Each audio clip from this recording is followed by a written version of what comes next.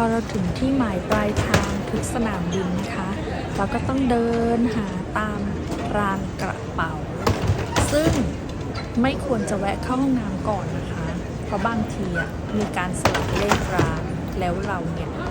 จะไม่รู้เรื่องถ้าเรามัวแต่เข้าห้องน้ำแล้วต่อคนเยอะๆนะเราจะไม่รู้เลยว่า